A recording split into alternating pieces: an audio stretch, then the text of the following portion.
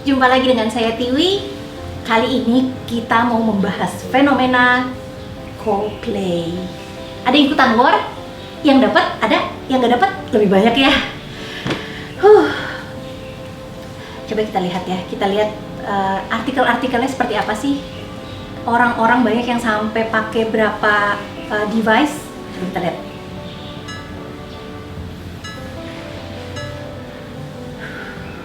Capek nggak? Kok capek ya ngelihatnya ya? Tapi ini perlu kita bahas, kenapa ada kekaguman dengan idola yang sampai sebegitunya. Orang tuh sampai mau war, dan war itu jadi sesuatu yang dibela-belain banget. Kira-kira kenapa ya awalnya? Kalian itu, kalau ditanya, kalian tuh kenapa sih mau nonton Coldplay? Coba tulis di komen. Oke, sudah. Ceritanya lagi ngobrol langsung nih ya teman-teman, daripada aku kesepian sendiri di sini. Kalau aku kesepian nanti aku ikutan war juga. Jadi ternyata setelah dicari tahu, orang-orang yang ikut war sampai sebegitunya terkadang, mungkin kamu tidak termasuk, tapi karena ada kesepian atau ada hati yang hampa, sehingga benar-benar mencari kesenangan di luar diri.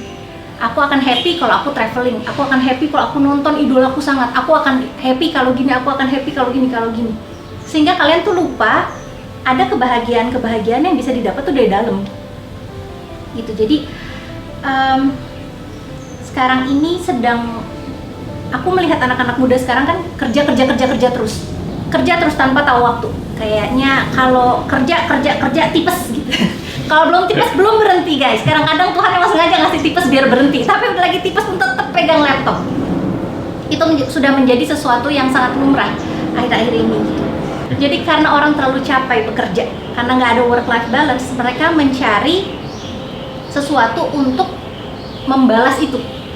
Jadi work hard jadinya party hard, atau work hard play hard, atau work hard war hard gitu.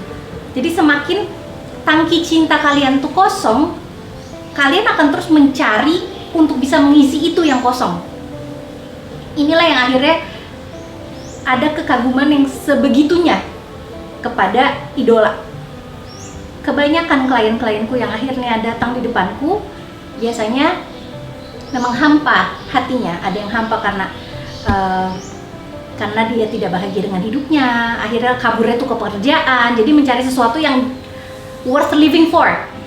Apakah itu Korea, apakah itu apapun, sampai ada yang gila traveling, gila konser, gila apa, karena itu untuk mengisi tangki cinta tuh yang kosong atau soak, karena terlalu capek kerja, terlalu capek membahagiakan orang lain, terlalu capek sampai kurang mendengarkan diri sendiri. Itu kita perlu pahami kenapa ya aku kok begini ya, aku tuh sebenarnya mengejar apa ya, kenapa aku sampai mengejar idola sampai segininya. Terkadang ada orang-orang yang tidak bahagia, bahkan nih ibu-ibu yang tidak bahagia di rumah, yang tidak bahagia dengan suami, sehingga hatinya hampa mencari sesuatu yang worth living for di luar ini. Akhirnya menemukan teman-teman sepermainan yang juga suka hal yang sama, sehingga akhirnya wah jadi fanbase yang sama gitu. Jadi ibu-ibu, saya sebagai seorang spiritualis, saya bukan tidak setuju dengan konsep. Kalau suka, uangnya ada dan bisa, silakan. Tapi kalau sampai sebegitunya, berarti kan ada yang tidak sehat di diri kita. Itu yang harus kita sadari. Kenapa aku segininya? Karena segala sesuatu yang terlalu itu tidak sehat. Kenapa aku segininya? Kenapa aku segitunya? Banyak temanku yang nggak dapet tiket Coldplay, aku bilang ke mereka, semoga kalian bisa nonton lain waktu di negara lain. Karena ada orang-orang yang bahkan, sudahlah aku nonton di negara lain. Dan juga apakah Coldplay terakhir tuh tahun ini gitu, sampai kayak oh YOLO dan FOMO, kayak fear of missing out, kayak entah kenapa anak-anak zaman sekarang kalau nggak diajak, kalau ketinggalan tuh kayaknya seakan-akan sesuatu yang dosa sekali gitu. Atau YOLO, you only live once, nih nggak akan ada hari esok, emang kita mati besok ya. Meskipun hal itu bisa dipakai kalau di agama untuk hal-hal yang mengacu pada kebaikan. Apakah ini mengacu pada kebaikan? Itu dijawab masing-masing saja.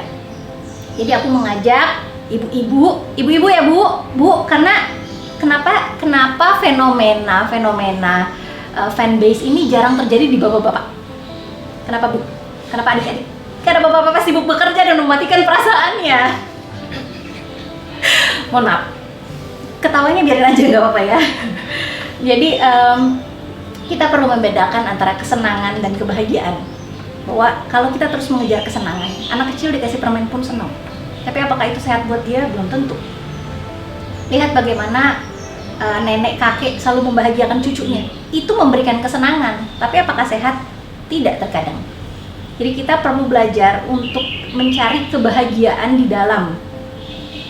Kebahagiaan kita perlu bahagia dengan hidup yang ada saat ini. Karena itu sebenarnya PR utama. Ketika kita terus mencari kebahagiaan di luar diri, dengan traveling, dengan keluar rumah, dengan nonton konser, dengan apapun yang di luar rumah, nanti yang terjadi seperti COVID kemarin. Sebenarnya COVID kemarin itu sudah, kalau aku menyebutnya spiritual awakening massal. Berapa banyak orang yang akhirnya gangguan mental, akhirnya depresi ketika di COVID kemarin. Itu sebenarnya udah pelajaran bahwa kita tuh harusnya memang menghadapi apa yang di depan kita, apa yang di kehidupan kita.